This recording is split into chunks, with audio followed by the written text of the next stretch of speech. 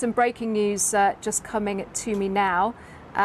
It looks like we do now have that statement from Hezbollah confirming the death of Hassan Nasrallah. Bear with me, I'm just looking at this as it's coming in just now. So this looks like it's a statement on Telegram that has come from Hezbollah suggesting that Hassan Nasrallah, or confirming that Hassan Nasrallah has been killed.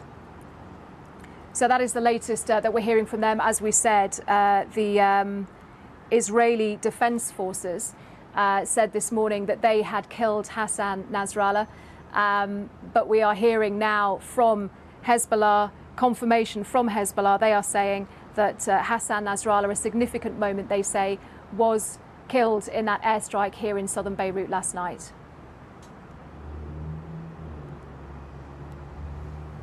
Anna, thank you very much for that. We are just digesting that latest breaking news from Anna there. Just want to recap what we are hearing. This is from the Reuters news agency, a significant development. Lebanon's Hezbollah says its leader, Nasrallah, has been killed in a statement. They go on to say that the group will continue its battle.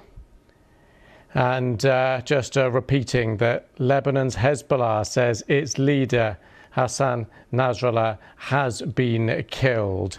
Now just hearing a news flash from the AFP news agency repeating the same information. So we've been waiting a couple of hours for any kind of formal confirmation from either Hezbollah or from Iran. And now it seems we have it. Let's cross back to Anna, who is still live for us in Beirut. So we have that confirmation from Hezbollah's point of view.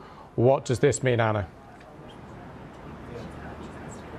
It is a hugely significant moment, Lewis, as we've been reflecting all morning. This is what Israel said several hours ago. They said that they had very precise and clear intelligence that Hassan Nasrallah had been killed. And as you say, we were really waiting for that confirmation from Hezbollah themselves. And it's nearly 24 hours now since that strike, but they have released this statement. They say, Hezbollah, that their battle against Israel will continue. But the significance of this moment is sort of huge on several fronts. So let's just work through them for a moment. One is the actual organisation itself. Now, it was interesting yesterday evening, in the first few hours after this strike, some of the rhetoric that was coming from Iran. They started talking about the fact that every leader, every organisation had people ready to take over. And I think that was the first hint that Hassan Nasrallah may have been killed. And they were talking about the strength of the organisation. But again, you know, he was involved right from the start. He was involved in the inception of Hezbollah. It is his face that is on the posters that you see in the Hezbollah strongholds. It is his voice that delivers those speeches regularly. You know, he is very much the figurehead of that organisation. And we've been talking about several of the top commanders who have also been killed in Israeli strikes over the last few days, but none of them has the name or the face recognition of Hassan Nasrallah. So it will have an impact on the party. It will have an impact on the military organisation.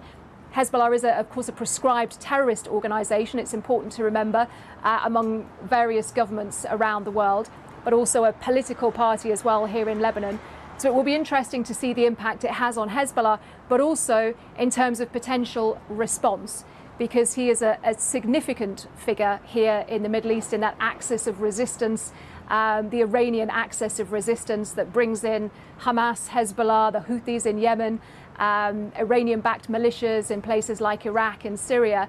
So the question now, I think, will be what calculations Iran will make. Now, bear in mind Ismail Haniyeh, who was a significant figure in Hamas. He was their political leader, one of the top two, along with Yahya Sinwar.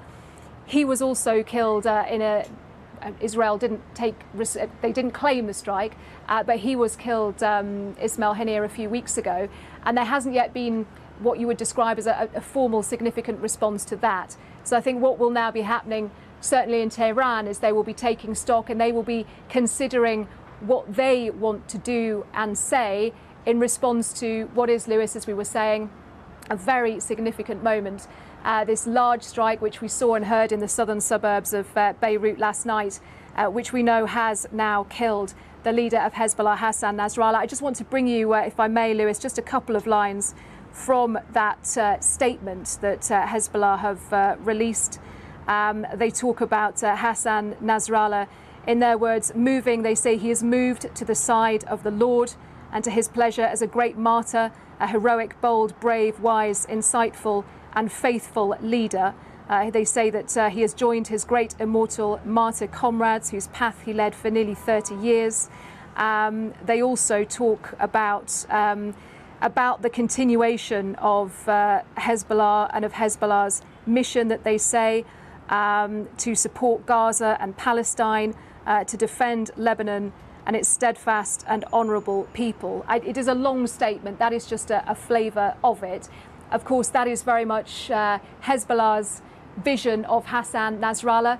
Of course, in many other parts of the region, as we were saying, in Syria, for example, his death will be celebrated. And certainly in Israel, you know, they wanted to remove him as the leader of Hezbollah because, of course, there have been those Hezbollah strikes that have been coming across the border from Lebanon into Israel since the 8th of October.